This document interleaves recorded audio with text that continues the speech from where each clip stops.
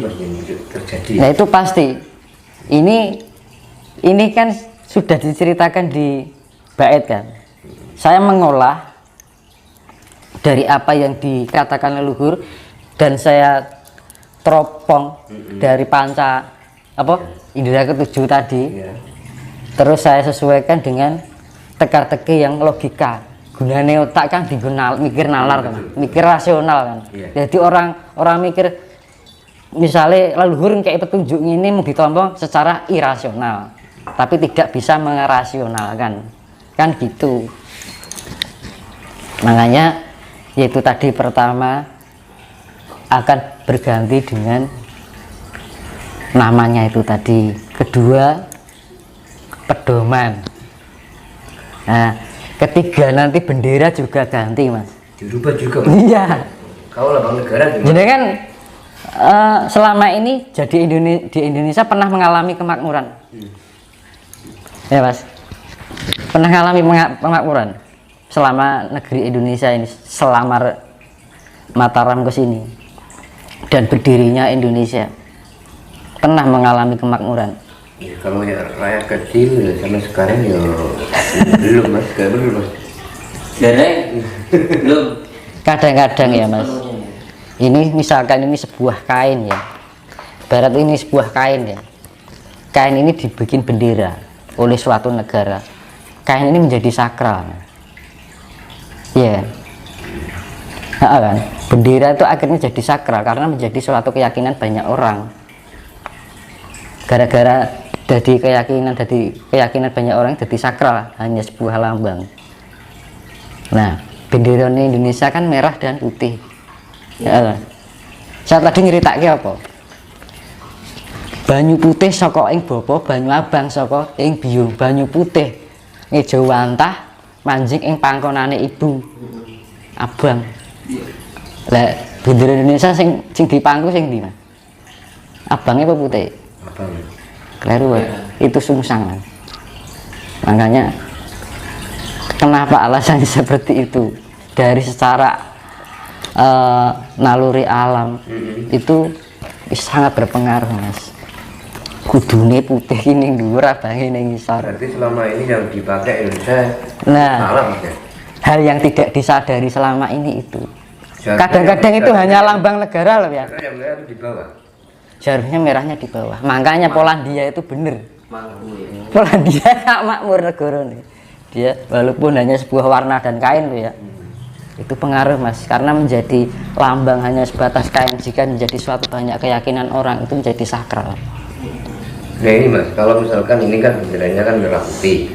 Kalau nanti sudah zaman kembali ke gelap, itu nanti benderanya isinya adalah yang saya ceritakan awal tadi. Isinya bumi ki enek kehidupan ini mergo enek apa mas? Hasta Broto. Enek jagat urip iki. Karena ini menyangkut dunia mas. Hasta Broto. Hasta iki malah Kartika, Candra, Surya, ya kan? Maruta, Dahana, Bumi, Tirta, Bayu. Angkasa itu. Dunia ini kan bumi ini ada kehidupan nak mergo ana Hasta Broto itu. Hasta lak 8, Broto iki laku. Jadi pergerakan aktivitas dari 8 unsur alam itu akhirnya ning bumi iki enek kehidupan ini mergo kuwi kan. Karena saling melengkapi itu mau. Nah, bisa jadi besok negaranya itu dicantumkan dari 8 hasta itu tadi. Angkasa, Surya, Lintang atau Kartika, Candra, Banyu ki Tirta. Terus Dahana ki api, bumi, tanah. Angin ini Maruta. Gitu nih. Makanya kan ini sangat penting sekali kita mengolah spiritual. Jangan sampai salah kita memahami spiritual. Spiritual itu bukan sesuatu yang harus dikaitkan dengan goib, planet dan sebagainya. Tapi spiritual itu membangunkan potensi dalam diri kita, yaitu jiwa dan roh kita itu untuk menyawiji dengan sukmo. Akhirnya ketemu yang namanya jati diri. Nah itu loh mas. itu arti untuk mana jati diri kan otomatis nyawiji karo alam.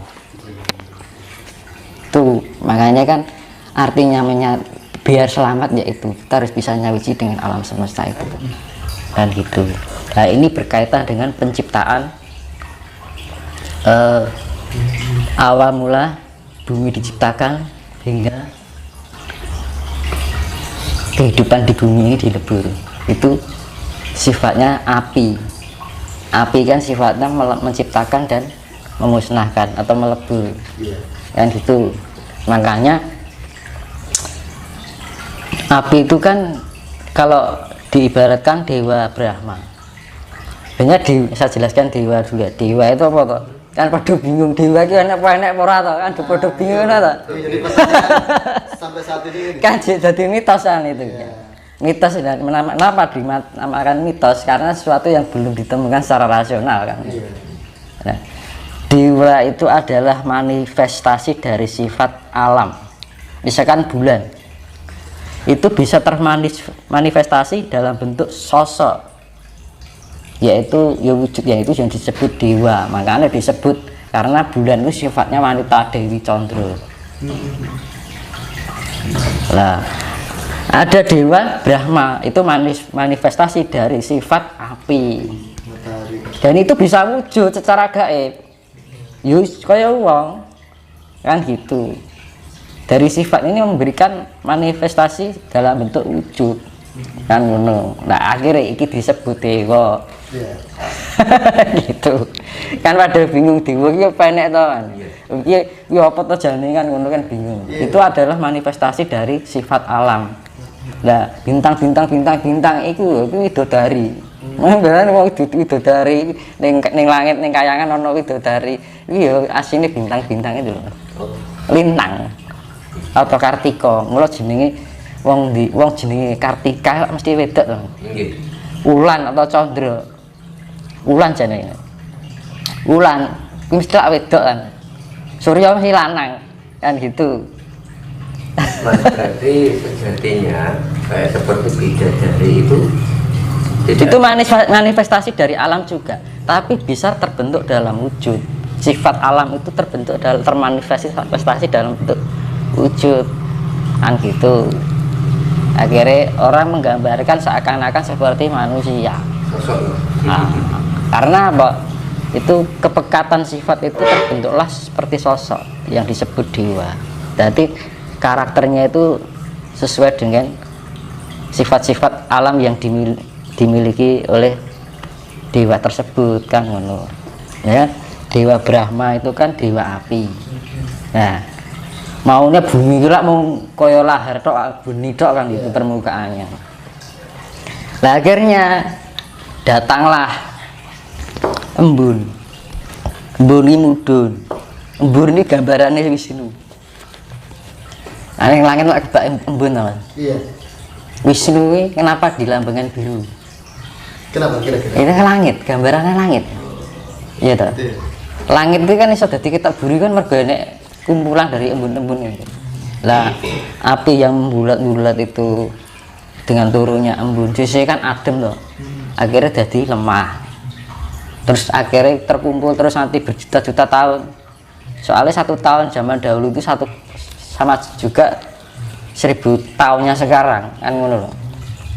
Kumpul jadi banyu jadi segoro kan ngono. Akhirnya tukul kewan, tukul tanduran. Pertama kayak jamur-jamur gitu. Akhirnya nanti tukur ada mawa menungso kan gitu. Nah, perjalanannya seperti itu. Kan gitu. Apakah ini nafsu itu memang apa ya? Apakah nafsu itu selalu buruk atau gimana kalau menurut Mas Tinus itu? Nah, ini saya jelaskan. Kalau kita bicara soal nafsu loh ya. Itu berkaitannya dengan sedulur papat kalimo pancer. Jadi di dalam wayang itu diceritakan Puntadewa. Itu pancere. Kalau di gunungan itu merpati putih. Iya. Iya kan? Nah, ini gunungan kan ada 5 hewan, ular, macan, monyet, sama banteng. Itu 4 sifat buruk yang ada dalam raga kita. Lah sifatnya saka gawan saka darah iki lho Mas. Iya, iya. Banyu abang iki lho kuwi nggawa sifat 4 karakter dunia, keduniawian kan ngono lho. Sifat atau nafsu? Sifat. Itu nafsu. Ya sifat gambaran sifat alamiah yang ada dalam raga. Makanya anak raga iki kudu disempurnake, sing iso nyempurnake apa sukma. Murah pengen iso dadi nemoni sukma kudu goleki guru sejati apa jati dirine dhewe. Nek ora iso ketemu jati dirine dhewe, kita nggak akan bisa menemukan namanya sejatinya hidup.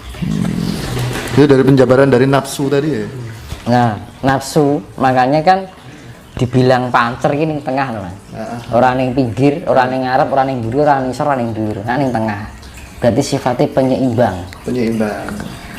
Kabeh nek kekakean ora apik, nek kekurangan ya ora apik. Ya. Ego, kita kalau kelebihan dadine angkara egois. Iya, iya. Eneke wes ora apik lah ngene. Nek kekurangan ego, eneke wonge lemah, eneke mung tidak-tidak. Jadi diambil sisi tengahnya adalah kebijaksanaan. Berarti intinya nafsu itu juga penting, tapi dengan Nah, yang berimbang. kalau nafsu kelebihan, akhirnya jadi angkara murka. Apa murka ya? Murka lah, kemurkaan. Punya keinginan, nggak terus menungso kayak enek mung kurang terus goleki anuan gitu loh. Enek mung kurang. Nek kekurangan sifat nafsu. Kok urip kok ora ndi pengarep-arep, ora ndi tujuan hidup kan gitu. Dadi jupuk tengahe. Sifat asih. Temune kan ngono to, Mas. Terus untuk menjadikan nafsu itu bisa balance atau seimbang itu seperti apa, Mas? Apa namanya? Lah itu kan makanya kan fungsinya spiritual kan ning ngono to, Mas. Kita mencari rileks. Rileks ya. Ketenangan, kedamaian. Ketika kita sudah menemukan itu, kita akan balance.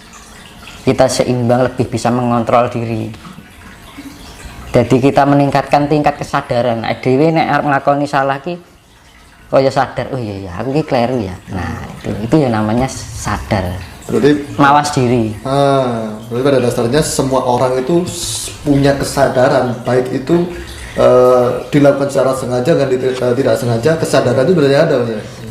Jadi kesadaran itu untuk memahami bawah sadar. Jadi adewe kadang-kadang lakoni sesuatu kesalahan yang di bawah sadar kita. Adewe ra krasa nek ade nglakoni salah lha kuwi lho. Nah, untuk tujuan spiritual kita biar bisa memahami itu dari ketidaktahuan itu menjadi tahu. Karena makanya kan wong Jawa itu kan ngajarke kita belajar dari ketidaktahuan. Akhirnya jadi ngerti. Ya. Nah, itu ya namanya kesadaran. Jadi kalau kita sudah menyadari